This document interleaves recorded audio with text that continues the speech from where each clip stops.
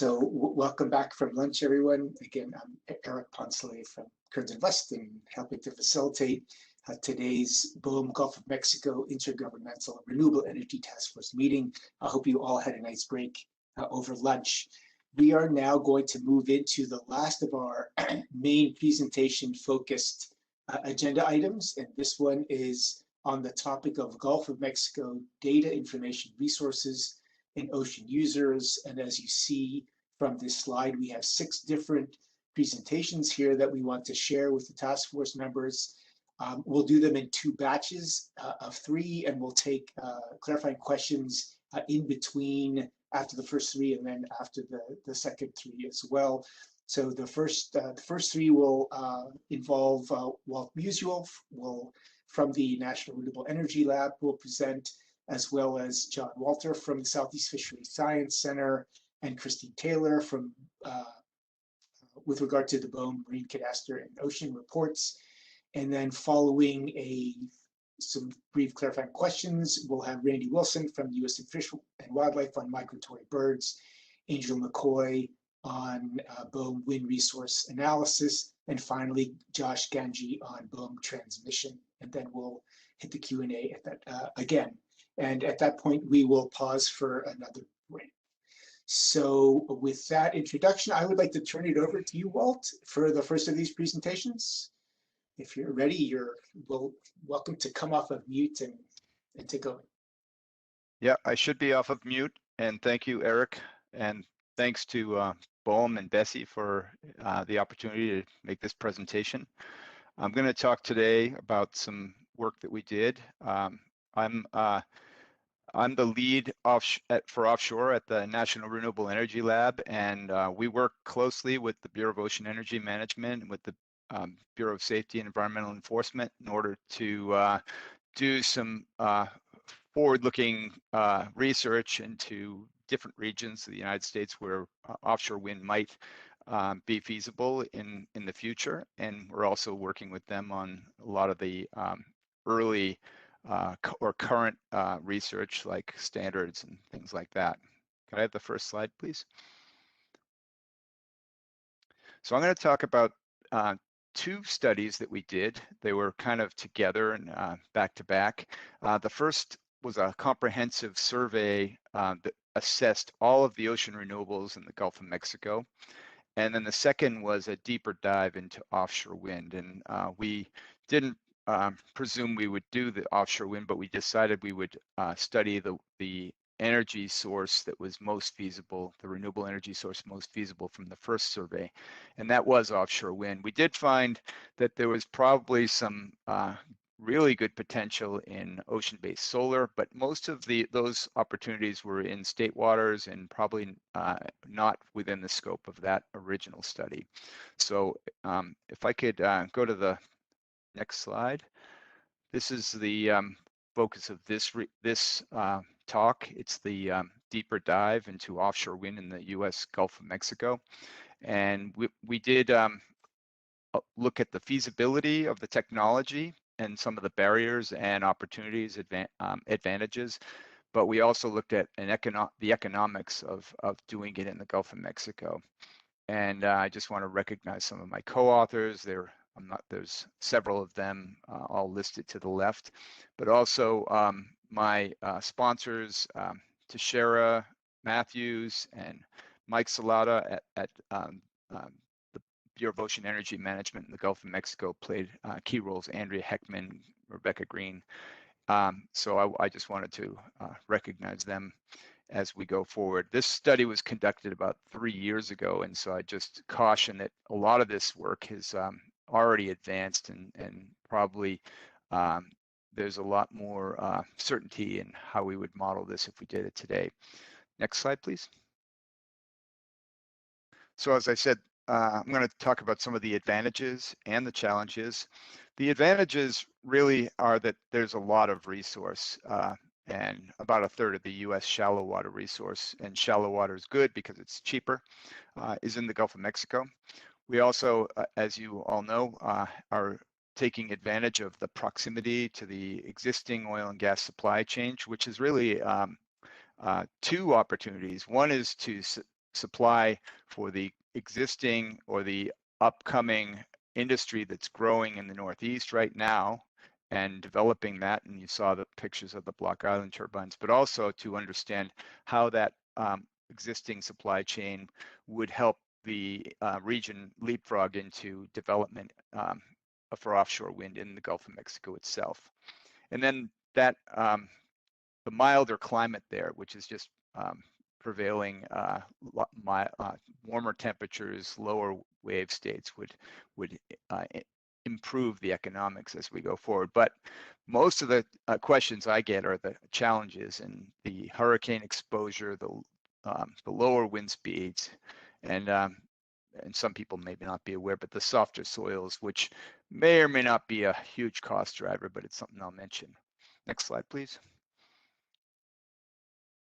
So I'll start with the resource, and this is really a map on the upper right of the wind speeds, the average annual wind speeds, which is the main determinant for whether a site will produce a lot of energy. And by state, the bar chart below shows that the best wind resources, the most abundant resources, are in Louisiana and Texas. That doesn't discount the other states, which actually have smaller, in some cases like Alabama and Mississippi, just smaller regions to apply to this. But you can see the distribution, and the blue and the red bars indicate the water depths. Shallower waters are indicated with the blue colors and show abundance of those shallow waters, making it less likely that we'll need to actually go to deeper waters where the costs are probably higher and the technologies are less developed. But if you tally all this, we calculated there's about a 508 gigawatt resource of technical potential if we take out everything that's under 7 meters per second annual average wind speed and everything that's deeper than 1,000 meters. Now, I'll say that we're going to we are redoing this study right now for resource potential, and we'll be coming out with new numbers probably this year. So far, we've seen increases where we've redone this for the other parts of the country. So I think we'll hold off on stating that as a fact right now, but we're optimistic that we'll have at least some more accurate assessments of the resource as we go forward. Next slide, please. So the hurricane condition is really a technology question, and there's nothing that we've seen yet that would say that turbines can't be feasible in the Gulf of Mexico. Hurricanes are fairly rare, but the likelihood of a Cat 5 or a major hurricane hitting is much greater in the Gulf of Mexico than it is in other parts of the Atlantic. So we're going to have to deal with that. We have strategies for doing that. Lower wind speeds are another issue, and that's really related to the economics more than the technology feasibility. But there are also ways of dealing with that by increasing capture area and so forth. And then the softer sediments are simply a way of down selecting the proper technology. So next slide. The first, I'm going to just kind of go into the hurricane question a little bit more because it's complicated. The support structures, we get a lot of guidance from the oil and gas industry and the methods that have already been used using the API standards. And I think we have that question settled, but not tested in any great way yet. But the substructures are probably going to be using oil and gas best practices. The turbines, however, are newer and a dynamic system that's placed on those towers, and they'll have to be engineered a little bit more. The European current offshore standards, the ones that are being used in the Northeast, don't really account for some of the possibility of a major hurricane hitting. They do have a possibility for typhoon class systems to be applied, but it's not clear where those need to be used. So we'll be looking at that more carefully, and especially in terms of these hazard curves that you see on the right, but also in terms of just ruggedizing the turbines if necessary. but we need better understanding of these hurricane design conditions. Next slide, please. And so some of the research that I've identified, and I'm sure there's, we could break this down a lot better, but there's a vast amount of knowledge that the National Hurricane Center has already gathered, but the terminology they use is different than the design criteria that we use for an IEC, International Electrotechnical Commission design criteria. So we'll be looking to bring those two worlds together a little bit better so we can do a risk assessment for the sites that where turbines might go in the Gulf of Mexico. And then we also have high fidelity weather models to assess the anatomy of these systems once we identify the design condition and look for possibilities of other load cases that might enter into the designs of these systems. And then there's, as we go further along, better mitigation strategies that we can use to reduce the loads and make these turbines more survivable, let's say, in these conditions. And I think eventually we'll see bespoke or custom turbines designs that are just designed for those hurricane conditions. And that will be further down the road once the OEMs that are developing these turbines see the pipeline that's big enough in the market certainty for this region. Next slide, please. So for as far as low wind speeds turbines are concerned, I won't go into this too deeply, but the basic strategy would be to if you don't have a lot of wind, you can't make more wind, but you can make the rotors bigger so you can capture that wind.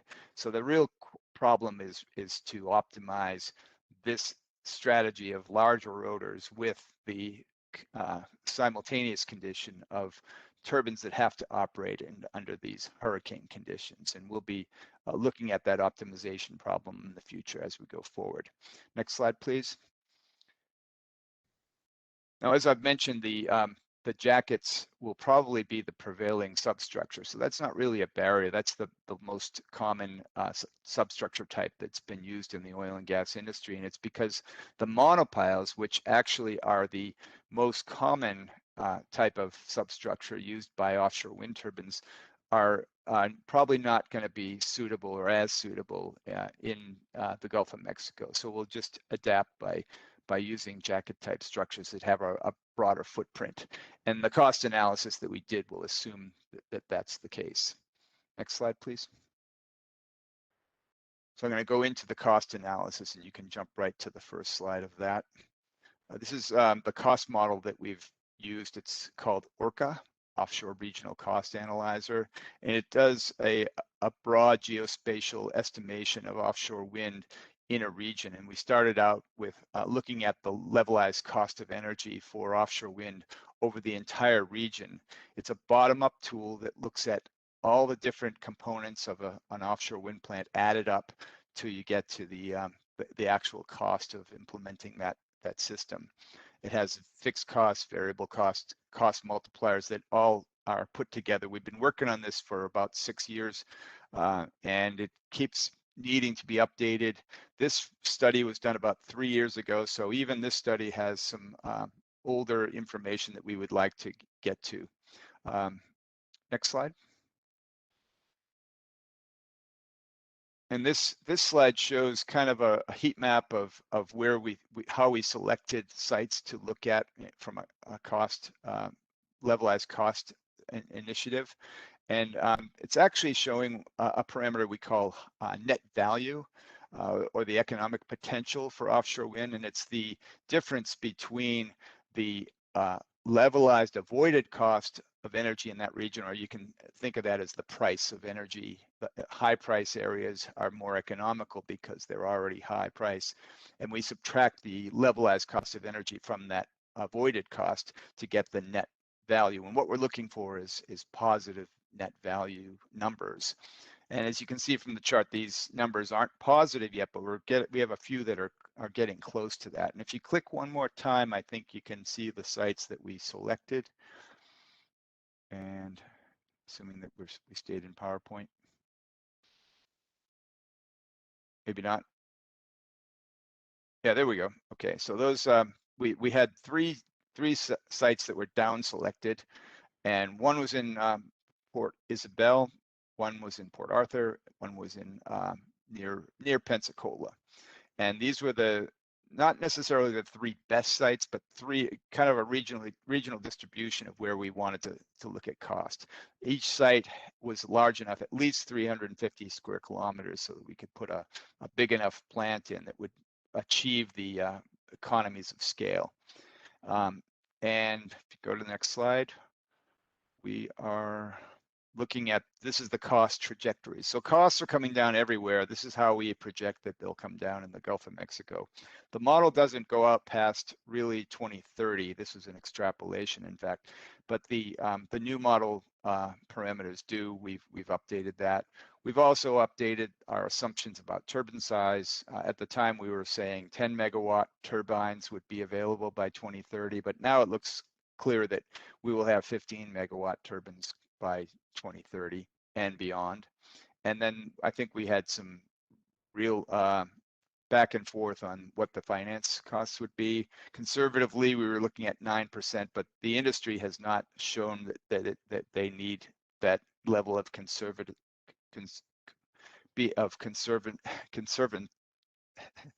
Sorry, I'm just going to skip that word for now. We don't need to be that conservative, and 7.2 is a better number that we've been using. So we could have competitive costs in the Gulf of Mexico by 2030, and this is showing that that we're getting down there. I don't have a range for exactly what those are. Next slide, please. This slide's really showing the characteristics on it, how the offshore wind resource varies on a daily basis. And this is important because we can compare it to other resources that might be feasible, like solar in the region, and how solar might come on at the lower peaks of the offshore wind resource. But then as offshore wind, as the solar drops off, the offshore wind kind of comes up, and that's a favorable characteristic that we like to show. It also tells us how much storage we'll need as we get closer to a zero carbon scenario. Next slide, please. This is this has been said, but this is a summary of the jobs and economic development impacts findings. Our model is JEDI. That's what that stands for. And we looked at just one single 600 megawatt plant that was positioned at Port Arthur. And for a single 600 megawatt plant, these are the job totals: 4,470 jobs during construction, 150 sustained jobs for maintenance, and the revenues that are associated with that. So scaling this to larger numbers is at this point just a simple matter of scaling, but the number of megawatts. So if you had 6,000 megawatts or 6 gigawatts, you would just put a 0 in front of all those numbers, and that's how a rough estimate of how that would go. So next slide.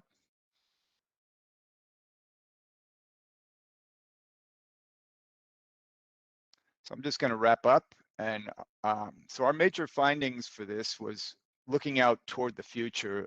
By 2030, we think this technology could be feasible in the Gulf of Mexico in a lot of areas, particularly in the areas from the Mexican border along Mexico, Texas to Louisiana.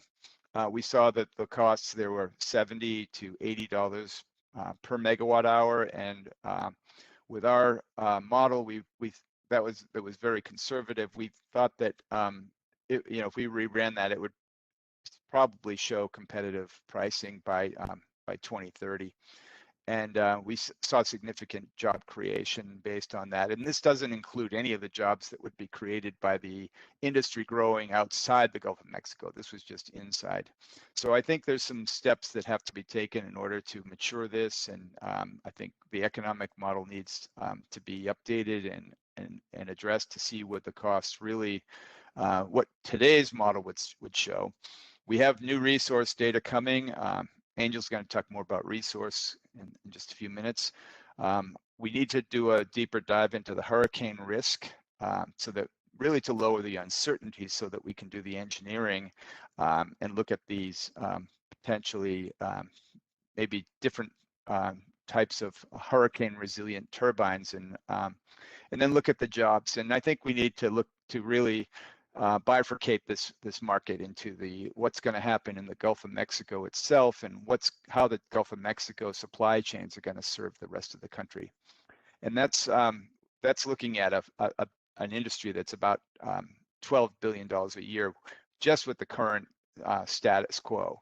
So I think that's a compelling argument, and I think a lot of that industry is already in the Gulf of Mexico now. So I'll stop there. Next slide is my concluding slide, which is the same thing that's behind me. It's a picture of the Block Island turbines. All right, thank you very much. All right, thank you very much, Walt. And again, invite task force members, if you have questions for Walt, please shout them down now and we'll get to them after the next two presentations.